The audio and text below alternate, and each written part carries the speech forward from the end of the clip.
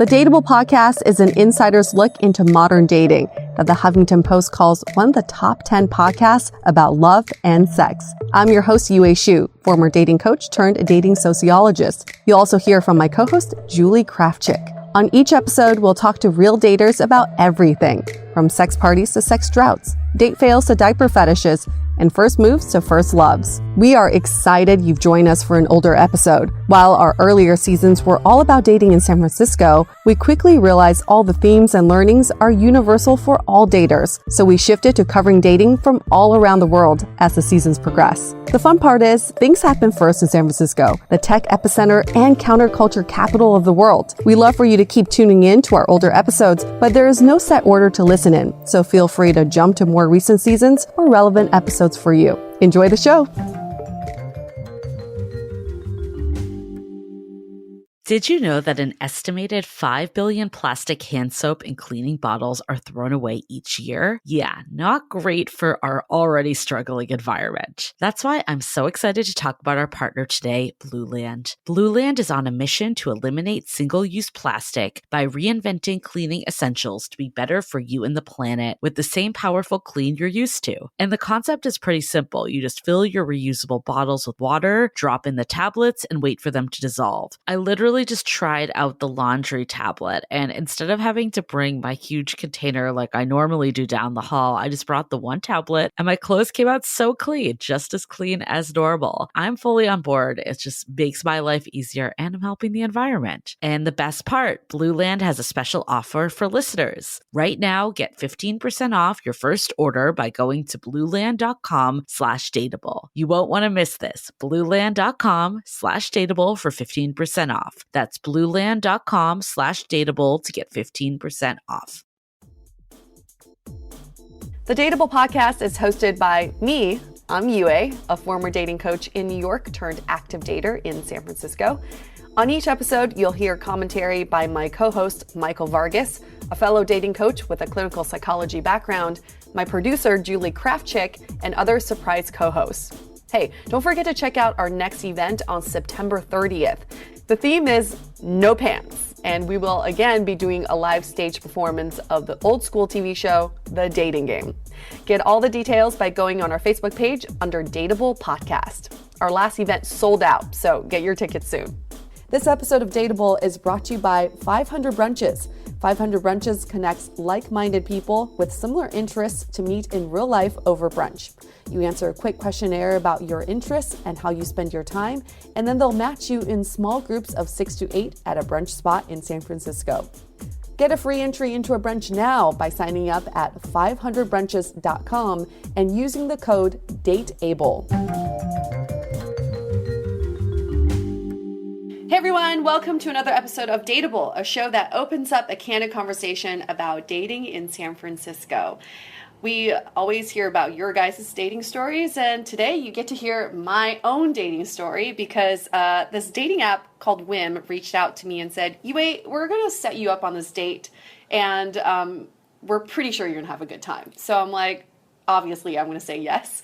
So it's quite the treat because the founder and CEO of Whim is in the studio with us today, Eve. Hi. As well as my date, Andrew. Hello, that's me. How awkward is this? Thank you, Andrew, for being a guinea pig. And My pleasure. and I have been on 2 previous Whim dates before, but this one's going to be a little bit different because obviously we're going to do a podcast right after. So Eve, do you want to give us a little one-liner about what Whim is all about? Yeah, sure. I mean, I think you did a great job explaining it.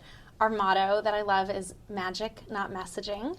The idea of just getting people to meet face-to-face right away. So on Whim, it's super simple. You go on, you say which nights you're free, and then you say which people you want to meet, and then beyond that, the app is going to set everything up for you. So it'll pick a specific bar, a specific time for you to meet up, and put you in touch just so you can confirm the details. So that's exactly what happened to us. The app messaged both Andrew and I and said, you're confirmed for this date with each other at, I think it was Tuesday night at 8 p.m. Harper and Rye, which is, I think, in between both of us because you're in the Marina and I'm in Nob Hill. Then helped us exchange phone numbers to open up the conversation. And now I'm pregnant. So. That's what Whim is all about. Yay! Yeah, so we're going to flip the script. Instead of me doing the interviewing, Eve is going to interview me and Andrew. So I'm going to kick out Andrew right now. I'll go sit alone in the hallway With his whiskey tumbler. with my whiskey, That's very true. tall whiskey tumbler. Cool. So, Yue, thanks for giving me this opportunity to switch places with you. Anytime. So, okay, I've been dying to ask you all week because you actually texted me and Julie, like, after midnight, the night of your date, that, like, you were like, totally good date, not what I expected. And then I was pressing you for details, but you refused to give them to me. So I've just been dying to know all week, how was the date? So this is the thing, because we all looked at his profile together. And all of us were like, he looks a little fratty, a little bro-y. And honestly, you couldn't see his face in any of his photos. You just see him smiling really big, and he's with friends, and like he's shirtless. And I thought, okay, he's at least going to be a really fun date, and he's going to give a really fun interview. That's what I thought, right? So I didn't really think there was going to be much to the date other than just like two people having fun on a Tuesday night. Overall, the date went exactly opposite of what I thought it was going to be. Yeah. He's incredibly intellectual, very smart, has so much depth. I mean, everything you just said was a huge surprise to me as well. It's just not what I expected from him. And when he comes back in here, I'm going to be like, you need to change your profile photos. Because there's just so not representative of who he is. And it makes you wonder, like, how many of us, like, how many people out there are totally misrepresenting themselves Absolutely. in their profiles. What were you feeling about the whole process going into it? Like, would you say you were more or less nervous going into a date that's kind of just fixed up without any messaging? I think we totally bonded over the fact that this whole idea of matching and then going on a date is so opposite of what modern dating is that we can bond over that concept. So he told me that this was his first Whim date.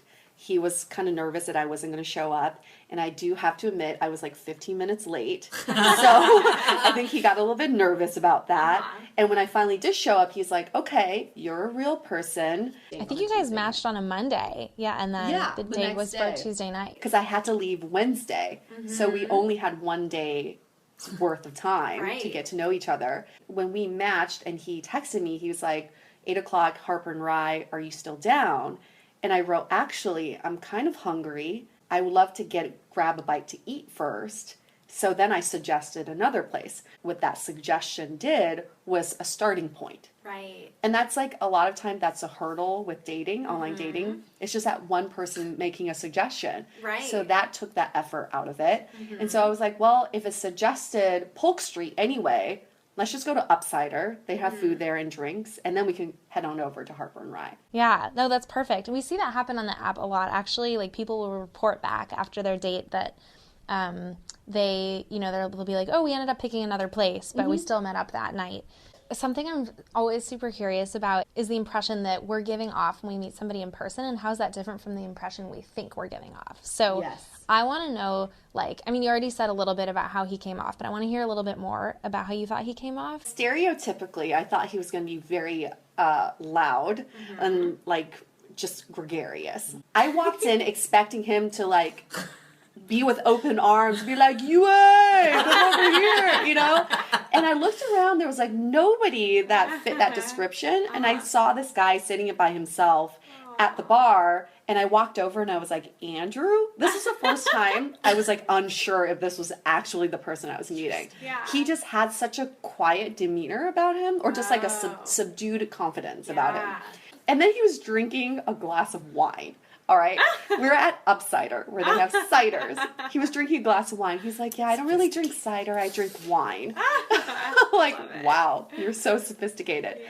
And then he was like, I was just waiting for you to order some food because I'm not that hungry. And later he told me he doesn't really eat on first dates because he thinks it's awkward. So I thought that was funny. And I'm like, I always eat on first dates because I'm always hungry. So we ordered some food, and he went right into kind of like his life story. So it sounds like you he came off to you confident, intellectual, maybe a little bit quiet. Quiet confidence. Quiet confidence. Yeah. I like that. It's very attractive. I was pleasantly surprised. Yeah. So then he tells me basically his whole life story. And this is a thing. When someone's very interesting, has like an interesting past, they love talking about themselves, right? Mm-hmm. So he did love talking about himself, which I like too, because I enjoy hearing about other people's stories. So I learned this about him. He's lived in many countries. He speaks Arabic and French. He was taking Chinese classes. He is a former pro poker player. He started when he was 19, paid his way through college with his poker money. Yeah. And he tells me that he's very mild-mannered because he's learned that from poker. He doesn't let anything affect him. Poker face. Poker face. But he says it drives his girlfriends crazy because when they're in a fight, he doesn't show any sort of emotions, right? So I can totally, he's very self-aware. Sorry, what were you thinking and feeling at this point in the date? Like, were you actually starting to be like, oh, this guy's cute, like I could actually be into it, or? Oh, yeah, I feel like, okay, so physically, when I first met him, I was like, this guy's really way cuter than I expected him to be. Because he looks nothing like his photos. Yeah. He has the cutest smile. Like, this just a really earnest, sweet smile, right? When he smiles, you just can't help but smile. Yeah. So, like, physically, I think he's very attractive. While we're talking about kind of like his background, I kept thinking like, I think I met my match in terms of someone dominating a date. Because usually when I go on first dates, I dominate the conversation because I feel like I drive the conversation. This guy flipped the script on me. He was talking about himself and then asking me very pointed questions.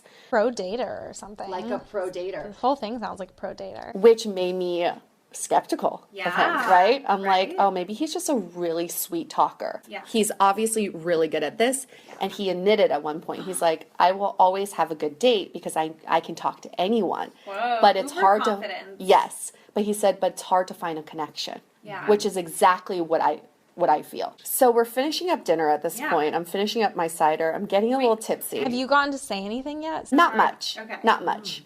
So then he notices, and he's like, how can I connect with you better? He said that out loud? Yes. So then he's like, are you having a good time on this date? I just want to check in. Oh, that's right? kind of cool. So I thought the check-ins were interesting. And he kept checking in throughout the rest of the night. Are you having a good time? Do you think we're connecting? Do you know, so we change bars. We go to Aces, which is like one of my favorite bars because it's very East Coast. It's a New York bar. And he'd never been there. So we went there, and I think that's when the dynamic changed. He's like, something's up. You have a wall up. What's going on in your head? Wow, he was really trying to like break down the barriers and really connect. So then I was like, fine. If you're going to ask me this, I'm going to answer, which is I have a lot on my mind, right? For one, I had to go back to SoCal to see my parents because my mom fell and she fractured her spine. And two, I had just finished teaching a really high-intensity dance class. I was exhausted. Frankly, I just wanted to listen to him talk, and I didn't really want to talk too much. So then that opened up a whole conversation about life, priorities. And did you suddenly feel more energized? I wouldn't say energized. I just felt more at ease with him. Because now we're connecting on a different level, even if it is just a deeper friendship. And then he walked me home and he kissed me goodnight. Okay, wait, back up. I always want to hear the details of the kiss. It was like right at your doorstep. It was right downstairs outside my gate. How long was the kiss? I don't know, like 5-6 seconds. Okay, solid. It was like a solid first date kiss. Yeah, and then he was like, okay, how about when you get back on Saturday before we record this podcast, how about I'll pick you up from the airport, which is a really nice gesture. And I was like, I can't do that because I have to run to something else. And then he's like, okay, well, when can I see you? So this is where it gets complex because I think timing and dating go hand in hand. He's leaving for Burning Man tomorrow for a whole week where he can't call or text, right? He's completely untethered. Then I leave for Europe for 2.5 weeks. So I think it's one of those things. It's like, Timing is not on our side right now. Right. But don't you think, though, that if the two of you are meant to actually end up together, that you'll find a way, you know, when 3 weeks have passed, which isn't actually that much time in the grand scheme of things, that you'll find a way to reconnect? I think if you're meant to be with someone, obviously you find your way back to them. Yeah. So this is a dilemma I'm facing, and I kind of alluded to this before, Eve, is I'm not just seeing, like, he's not the only person I've been seeing, obviously. Right. So he was a first date. There's another person that came before him. And I really feel like in the time that Andrew and I have apart, my relationship with this other person is just going to strengthen. Yeah. And it's also, yeah, you might have a connection, but you met one time. Right. Exactly. It's hard. It's not strong enough of a history for me to pine over this guy over the other one. 3 weeks. Right. For 3 weeks. Of course. Okay. So you've gone on plenty of online dates in your life. On a scale of 1 to 10, how would you rate this first date? 1 being... So 1 is the absolute worst, like definitely never want to see their face again. And 10 is like dream come true and like you hope that you eventually get married and run off into the distance. I would say a 9. Wow. So it was an awesome date. Really great date. Maybe it's not super romantic. Yeah. I still feel like I connected with a real human being and we were just so present with each other. If he didn't hit you up and say what's going on and then push you to like open up and you never had that second part, how would you have rated the beginning of the date? That's a great question. I would have said it was a 5. It would have been like every other date I've been on where you walk away going, oh, it was nice. We got to know each other, but did we connect? Not really. Did I get to know a real person? Not at all. But you're like, it was pleasant, you know? So that's a huge tip for people listening, I think. Like, listen to how powerful it is when you actually, like, cut the BS and get to the real stuff. And it sounds kind of cliche. Everyone's like, yeah, good idea. But then nobody does it. I mean, what percentage of your dates do you actually get to get this real on? And it felt vulnerable. And I think, that's a key word, right? It's like feeling vulnerable around someone. That's when you truly connect. For me to tell him about what's going on with my family, I mean, it really felt vulnerable, but that's when it's like, okay, I actually can see myself having this person in my life. Would you go on another date with him? If I wasn't seeing someone else, I totally would. Right. So I don't know. I'm debating whether I should tell him today or not. That's what I'm debating on. Tricky. What do you guys think? I think you should. And I think that's a perfectly valid, beautiful, honest thing that you could tell Andrew, right? Like, if it comes up. So let's bring Andrew in. Welcome back, Andrew. Thank you very much. No problem. We're just going to get right into it. I'm dying to know, how was the date? Well, I'm a little self-conscious now because I know you just asked that question a few moments ago. Yes. But honestly, from my point of view, the date was great. I think we had an awesome time. Wait, I just want to say, we're going to be you can be totally honest. Oh, no, I intend to be very honest. It's just you and like tens of thousands of listeners. Yeah, no, I have no problem with good. honesty. Yeah, I had a great wonderful. time. I had a great time with you, Tell me what were your thoughts going into the date based on Yue's profile about, you know, what she would be like and how the date would go?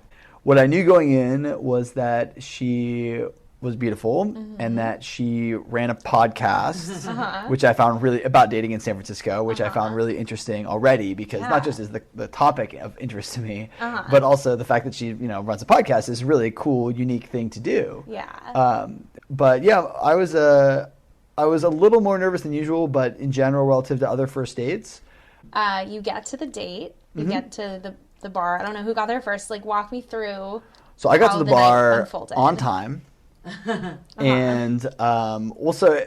Do you always get there on time? I'm not amazing about punctuality, but for a first date, especially with someone that I'm interested in, and definitely like there's a threshold of time when you're interested in somebody where like you definitely get there on time. It's like something with like cleaning your room. Like if there's any chance that she's gonna come over to your house, like you clean the room, so it's perfect. Yeah. But then when she's come over like a few times, then it's like, okay, well I'm not gonna worry about the room now. It's not, the first impression has already happened. So I got there on time. And Yue did not. And so I went and I got myself a drink. Did she text you? Like, I'm running She late? texted me, like, I'll be there, like 10 minutes late. And then I was there, and then 10 minutes went by. What did that do to your mood? This is something I think is important for people listening to know. Especially women do this all the time. Well, so I would say that I'm above average in terms of my independence level. Okay. So I am actually quite happy with a nice drink, just like hanging out. I don't need to have the person be there. By the same token, there's only a certain amount of time I'm gonna spend enjoying my drink, and so I definitely had this vision of like texting you, Eve, and be like, well, Yue didn't show up, so I went home. I thought you were going to say texting me to have me come out and be like the substitute date. Oh, well, that would have even been a much better idea, although it would have been quite awkward when Yue showed up. So actually, it wasn't necessarily a bad thing that she had to be about 15 minutes late, I think. But only because when she was texting, she was kind of like trying to keep me in the loop as to what's going on. And she was explaining that she was teaching a dance class, and that was kind of why she was running late and all these things.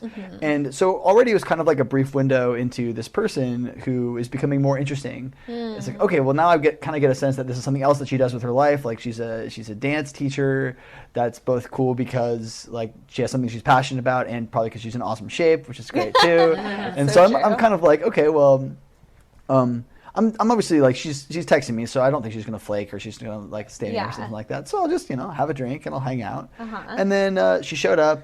So when she first walked in, what were your first impressions, like physical and all the other stuff as well? So physically, she's gorgeous, but I have gone out on a lot of first dates with like people who are physically attractive, and I'm really confident it doesn't tell the whole story. In fact, oftentimes might even be like an indicator that if someone's like too beautiful, that it might be an indicator that actually like maybe their priorities are a lot of whack. Yeah. Like if they spent like hours preparing on like how gorgeous they were going to be on this thing for a first date, it's like, did you not have anything else to do with your life at that time? I start to get a little concerned. Good to know. And so in that sense, like the fact that you came in from dance class, got there obviously as fast as she could, I think, and then came in looking beautiful was obviously like a really good sign. But I was probably more, she sort of has like a radiant confidence that she carries with her. And so I was more attracted to just her showing up with some swagger and sitting down. How did she show that swagger? How does that come out? Well, it's actually kind of interesting because this is gonna tie directly into my first major complaint from the date. Which is basically that she clearly has like a lot of self-confidence and sort of carried that with her when she came in. She sort of had good body posture and she was engaging. But she was also kind of sitting like a little bit far away. She was kind of leaning back leaning back a little bit, or we were at the bar, she was on a stool, but like kind of like not really like diving into the open engagement, kind of almost, I would view it as almost like a persona. A very confident, attractive persona, but still like kind of a persona. Like holding back, like not being like, hey, we're in this together, let's like I would describe it as date talk. So like date talk is not real talk. Okay. Date talk is like, and there's to a certain degree it's necessary when you don't know someone at all, but it's where you sit down and you essentially have kind of like a intellectual conversation that doesn't have any real attempt at connection. Right. Like it's about stuff and it's not about yourselves. It's not personal. Well, yeah, we talked about things that we liked or we joked and stuff like that, but we never, during this part of the date, we didn't have any, like didn't get through to anything that was like deeper. And actually at this point in the date, I was pretty sure that I wasn't going to go out with Yue again. Or I thought that I probably wasn't likely to go out with Yue again, even though she was beautiful and cool and all these things. It just felt to me like maybe she was reserved or like she wasn't into me or something like that, and just didn't really want to connect. How was the conversational dynamic? Or do you think that you guys were asking each other an equal number of questions and doing equal amount of talking? Yeah, this is a problem I run into sometimes, I think, because I always I'm really interested in when I meet somebody new. But Yue is a great conversationalist. So she had no problems at all, like both answering my questions and being kind of interesting and funny about them, and then also asking me questions about my life. So I didn't think that the issue was like one of awkwardness or one of inability to carry the conversation or be interested in what the other person had to say. Yeah. It was much more of a question of, at what point is this going to get to a level where we are actually going to like talk to each other as if we know each other instead of talking to each other as if we're never going to see each other again. And I wasn't totally sure. I will say though, these things take time. Yeah. And there are like a lot of things that sprinkle in, just spending even superficial time with somebody that you develop some kind of like, you learn about them and you like learn some things. So, Yue sat down and she said, well, she got some food. She was hungry. She just come from this dance thing. And just what she ordered for food was super funny to me, and also was very indicative of like the kind of person. Order? So I was, I had already eaten a little bit prior to the date, and so I was like, well, I get like a salad or something like that. And she's like, how about the meatballs? Can we get the meatballs? Yeah, and I was just like, all right. Like, okay, and that's as confident. a guy, what's your... Oh, I always wonder this, actually, when I'm ordering food and the guys are watching me. Like, what's your thinking about her as she's ordering meatballs and not a salad? So I can't speak for every guy. But I can say for myself that I will always appreciate and prefer a woman who gets what she actually wants. Yes. And even if like, okay, I believe in being healthy. I think that like I want my partner to believe in being healthy. Like those things are important. But by the same token, that healthy does not mean like depriving oneself of all things that are joyful. Right. And if you just Yue is incredibly healthy. Like she just danced for like an a dance hour. instructor. If she wants to come have some meatballs, she can have some meatballs. Like it's not. Yeah, it's not. She needs those meatballs. And so so in a certain sense, I could see some windows into like the real Yue that I found really attractive, and in fact, the fact that she wanted meatballs, I really found that attractive, which is kind of funny. Besides sitting a little bit far back from you, what was it that she was doing that made you feel like she was kind of closed off? Do you ever watch the movie Almost Famous? Yes, I love that movie. There's a scene where Kate Hudson is talking to the little boy, and she's like, how old are you? And he's like, 18. And she's like, me too. How old are you really? And he's like, 17. And they keep doing that until he eventually is like, I'm 15. And she's like, see, the truth sounds different. And to me, you could really just kind of tell the way she was talking to me, it just sounded different. It almost sounded like she was hosting her podcast in our date. Right. Which, again, she's a great conversationalist and she's really smart and quick-witted and all these things. But it never got to a point where I felt like any degree of emotional connection or response from her. Okay. Not because I think, like, maybe because she didn't like me or something like that, I don't know. But most likely because, partially because it's hard at the beginning for anyone to sit down when you've never talked to anyone before and sit down and like develop a relationship out of nothing, which everyone finds nerve-wracking. So I can understand that from the beginning. And then also you just don't know what's going on like in her life. Maybe there are just things that are happening in her life that make it hard for her. And before I even continue with that, like, I'm putting it all on her right now. It's also very possible that there are things in my life or the way I was acting or handling myself that was making it hard for her to connect with me. And so very easy to put it from an egocentric point of view. This is, well, it's just I was doing great and it was hard for her to open up. It seemed at that point like a first date like many others, except for the fact that it was organized through Whim in this way, and it was like, you know... And you knew to be on the podcast about it. Exactly, yeah. Like it felt like just a normal first date. I mean, as normal as it could be, but you really haven't had the week and a half of texting to develop all this, you know, kind of prior background, which, to be honest, one thing I love about Whim is that I kind of think that a lot of those things are... not super necessary. That if you like someone, you're gonna like them, and if you don't, you don't. And like I've texted with someone that I thought was like so witty and cool, and then I went on a date with them. It was just like, wow, this is actually incredibly boring, and like I wasted so much time texting with you.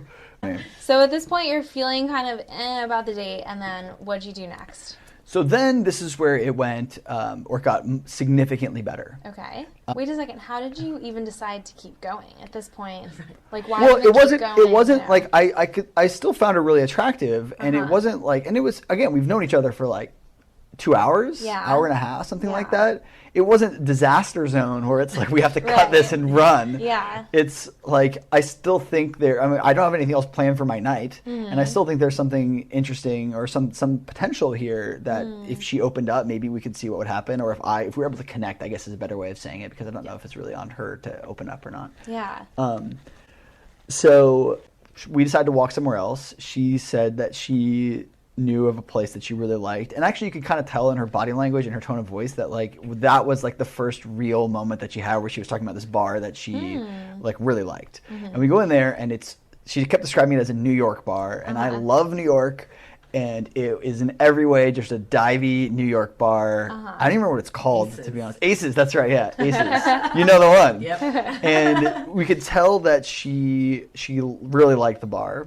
And suddenly we started talking about things that were like the threshold of realness had been crossed, and we started talking about things that were actually important in both of our lives. I might have even called her out on being, I think I did call her out on being like a little closed off at this point. And just told her, like, you know, why are you here? Like, if you are, you know, if at this point, like, what do you want out of a date? What do you want out of a relationship? And kind of like tell me what is really important to you. So is that how you guys got to that next level of realness, was with you sort of offering up that gentle criticism? It really might have been, as I try to reflect on it. I don't remember exactly what the response was, except that we kind of started to transition into like a much more authentic connection, and talked in a way that was, in my view, repeatable. Like, I would like to have more conversations with her like that, if that makes sense. Yeah. So then the conversation got a lot better at the second bar, and then tell me how the night ended. I think we had 1 or 2 drinks at Aces, and then we were just having a really good time. Like, I feel like the connection had sort of transcended from kind of the beginning initial like distance to the point where we were almost like acting in an intimate way by the end. What do you mean by almost in an intimate way? Well, like, there was a lot more like physical touching. There was just like from my point of view, again, it's kind of hard to talk about a date with someone else who like it takes 2, and so she has her own point of view, which you guys have already recorded. But you know, just like touching, being closer, being the tone of voice, the body language, all just like more affectionate and closer, I would say. And then we got to her house and to her gate and exchanged a lengthy smooch. Lengthy, like how long would you say? I don't know, a few minutes at least. I like they use the word smooch. So you've gone on a fair number of first dates in your life. On a scale of 1 to 10, how would you rate this date? I would say like probably around an 8, something like that. So really up there, like pretty good. Yeah. Obviously, the major distinguishing factor between my date with Yue and my first dates with other people is that like I definitely would want to go out with Yue again. Where I feel like a lot of dates, even really great first dates, I feel like I very rarely have had bad first dates, but it's not always somebody that I necessarily would want to go out with a second time. And was that something you already had in your head even before going into the date, just based on your impression of her, that she was beautiful and she ran a podcast? Or you're saying the date went so awesome that you wanted? So usually what I find that you have to be a little bit selective, at least for myself. I have to be pretty selective for who I go out with on a first date.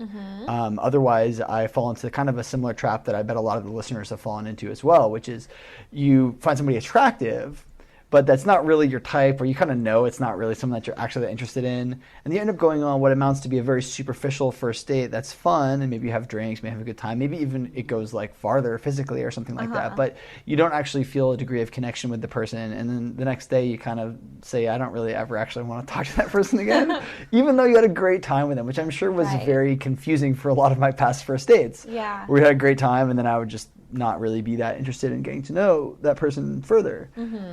But definitely with Yue, I felt at the end at least like I was definitely interested in getting to know her more. So let's go get her. Yeah, let's go get Yue. Let's. I'm back. Yay! Welcome back, Yue. And she's in like full evening wear. I know. Charlie and I are headed to this wedding later. It's really weird. I'm like super overdressed for this right now. So what did you say about me? Okay, well, so... I didn't even ask. I wasn't even going to ask. I was just going to live with it. First of all, is this the first time you guys are seeing each other since that first date? Yeah. Yes. Okay. That's correct. How does it feel? Oh wow.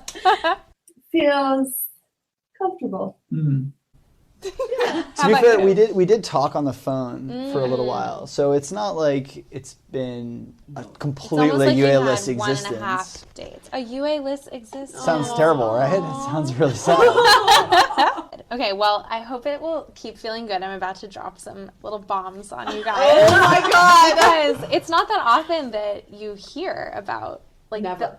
somebody's, the impression you were getting off. Never. So let me start with, like, the happy ending, which is that I think as the night progressed, I think you both felt, like, quite positive about the date toward the end. You know, like, you both felt like you were, like, connecting, and it was really real and genuine and authentic. The first half of the night, though, the part that you guys were at, what was it called? The cider? Cider. Really fascinating. So I'm trying to think of, like, how to put this honestly, but also diplomatically. Just say it, because I'm going to have to hear it anyway. Okay, so Yue, Andrew thought you were gorgeous. I think he said gorgeous and beautiful like 8 times throughout the podcast recording. So nice. $20. But also thought that you were a bit standoffish, maybe like putting on, like he said, like putting on a persona almost, and kind of like closed off. But luckily Andrew's not like a super judgmental guy, so he had the awareness to ask himself. He was like, you know, maybe it's not just her, maybe it's not her personality. It could be like something that's going on in her life right now. It could be this particular evening. So, you know, I think like Andrew was feeling like he just wanted to get to know you better, but you were maybe like making it like a little difficult. That's really good feedback, because I think most of the time when I go on dates, I feel like I'm there to entertain my date. So I think a lot about how can I make this date entertaining and fun for the other Definitely got that vibe, and I was kind of just like, I wonder if she's going to stop this at some point and just be like the show. And then I'm going to chill when you want to get to know the real me. So that's really good feedback. Yeah, and I think maybe what happened here is I think you're both very charismatic, confident personalities, and so when you, both of you went in there expecting the other person to be more of a wallflower, so then it's a kind of like a new, unfamiliar dynamic, like a little harder to It wasn't like, I've gone on navigate. dates where I've like butted heads with people before. It wasn't like that. Like, I found you really interesting to listen to. Yeah. But it's definitely still at the beginning. All first dates are kind of superficial at the beginning. Right. So. But what's really interesting is you both had, Andrew, very different impressions of how much talking each of you were doing. So, you know, while you were feeling like, oh, it's hard to like get Yue to open up, I think Yue was feeling like you were giving her a lot of information. Yeah, I talk all the time. I definitely. Yourself. She's almost certainly right. Okay. But she liked it, and Yue was, I mean, she really loved learning about you, and I think Yue was very pleasantly surprised at how different you were from how your profile on Whim made you seem. You need to change your profile. I haven't updated that thing in a while. Give your profile a makeover. That's fine, yeah. See better photos. So I had to stalk you on Facebook to find more photos, and there were no photos. Okay, and then the second part is really fascinating because I've obviously seen your profile as well. Looking at your profile, I think we all were, you know, we were trying to figure out what's this guy going to be like on the date and what's he going to be like on the podcast. And we thought that based on your photos and your profile that you'd be pretty fratty and like really big personality. Yeah. And Yue got there, and I think within like 5 minutes, she was impressed with how worldly you were and refined. And she said you have a quiet confidence, which is, by the way, that's like the sexiest thing a man can have is quiet confidence, and a really adorable smile. Yes. It's almost like your profile isn't really doing you justice. Thank you. Yeah, don't thank me, thank you. That's a much easier problem than the reverse. Yeah, it's true. I can honestly say Just make yourself way cooler and better. Your profile's great, though. I think the first thing I'm really struck by is how I'm so glad that you both gave it a chance to go past the first like hour and a half and on to the second venue, because it sounds like Andrew, by being proactive about just like stating the elephant in the room, like, hey, I'm having trouble connecting with you, like, can we talk about something real? Or I forget how you said it exactly. Yeah, how did that feel when I did that? Well, I was telling the girls, if you didn't ask me these questions, I would have walked away from that date at like 10:30 and been like, textbook good date. Yeah, never talk to her again. That's exactly what he said. Yeah. Really? Yeah. Because I was like, we have a lot to talk about on the podcast. It's good enough material for me. Call it a night, going to bed, you know? Yeah. But I think a key takeaway is that a lot of people wouldn't be that proactive No. and say it. Listeners can take that away and try to do that as much as possible. It's just going to help. And I think it taught me a lesson about setting intentions when you go on dates, because usually my intentions are have a great date. Now I think my intentions would be different. It would be like, really get to know this person. Try to think of it as getting to know a real person, another human being. And what is that like?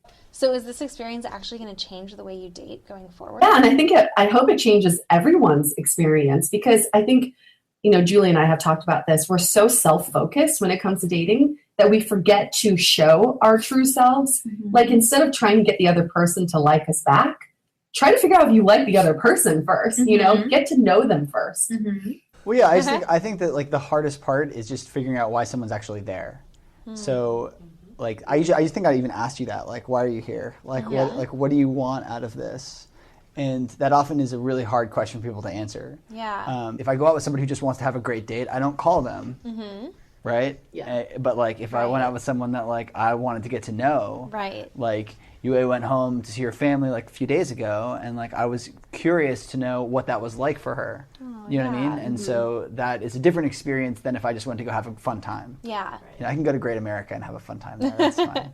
I think of it as like, you're 29. We haven't met each other in 29 years. We have 29 years of information to catch up on, right? Stuff. So I feel like there is a lot that you want to tell the other person, but you want to think about, like, why do you want to tell the other person? Right. And what are you sharing with them? And I think it's interesting that at the end of the day, that wasn't the part of the date that went well. No, right? Just putting the information out there and telling someone about there. The reality is no one really cares. Like, they just want to like have a connection, and then over time they can learn that stuff. It's so true. I mean, I have to say, for my personal dating experiences, I would say 50% of the time on a first date, the guy is in this mode of, let me show you who I am, because he thinks he thinks he has to sell himself. Yes. But really, like, all I want to do is connect, and all you want to do is connect, and all you want to do Well, is we connect. do kind of, I mean, to give the 50% of guys here who are getting a bad rap some love, we do kind of have to sell ourselves in a little bit. Like, Yue all you guys have lots of options. It's not as though, like, and it's also difficult at the very beginning of a relationship when you don't know anything about the other person. It's also difficult to just lead off with some kind of like deep connection that lets you talk about real stuff. Right. I actually like the fact that we didn't talk about work. We didn't talk about work till like hours into, and it was like kind of a... We talked about like 3 seconds. Yeah, so we're like, okay, done with that. Let's talk about life experiences. But I think the key takeaway is that when you started to just get authentic and have that, that's when there was magic on this date. Yeah. And like you said, we all have options. You have options too. Everyone has options. But it doesn't really matter how many options are if you connect with one person. Of course. So let's get to the Great to next hear. part about, would you go on a second date? Oh, I feel like they should recommit themselves to each other live. I just think timing is not on our side, because we talked about this too. When you have momentum in the beginning, then the relationship can really build and grow. But we're about to enter 3 weeks of not seeing each other. And actually a week of that is you at Burning Man, which means no sort of communication whatsoever. I totally agree that we definitely can't date in the next 3 weeks. Completely agreed on that. Not possible. And I also agree that it's definitely way more difficult to resuscitate a relationship when there's like essentially space has been injected into it. But that said, I think you're like a pretty special and cool person. And so it wouldn't surprise me. Like, I'll definitely like try to stay in contact with you when I get back. It wouldn't surprise me if we went out again and had a great time. I'm not going to project beyond that, because I really think that our next date, if there is one, will be a lot more like a first date than it would be like a second or third date. And no matter what, because we did this the right way, we'll still be friends. We talked about this as well on our date, is you never know at what point you enter into someone's life when you go on a date with them. And you don't know who else they're dating, and you don't know at what stage.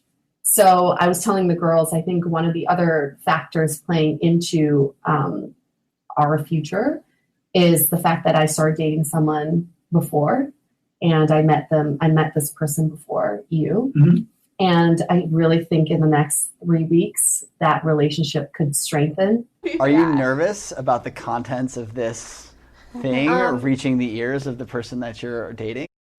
Before we went on the date, I told him, I was like, you're probably going to hear this episode. I don't want this to be a surprise. So after our date, I did text him and tell him everything that happened. And we had a phone call about it, told him about the kiss, everything. I feel like we need to just be, in dating in general, I feel better if I'm just more honest and maybe just overly honest as opposed to not. Yeah. Should I drop my bomb now too? Yeah, let's drop your bomb. Drop the bomb. So I also started seeing someone a little ways before I started going out with you. It never reached the point where I felt like I had an obligation to discuss my dating activities with her, although it was close enough that like I was a little bit nervous about her listening to this podcast potentially. Okay. It's always difficult to say exactly like where a relationship is prior to having some of these conversations. Like it's a very weird thing because you kind of need to have the conversation at some point, but you also can't really rush the conversation about like what are we, what is happening here, and all those things. And so yeah, it's really funny to me that you brought that up. And also on the flip side, it's weird to have this conversation on a first date or after a first date and be like, hey, I know we just had a first date, but I just want you to know I'm dating other people. Like, that's a weird conversation. And I think the reality is when we talked about this date, that was before you even met this other person, right? Yes. So it's like, just things can change really quickly when you're single. In the course of a few days or a few hours. I love the takeaway of like not taking rejection personally because, and it's like time and time again, it has so much more to do with things going on in their life than you or even how they feel about you. Like you guys thought each other were awesome.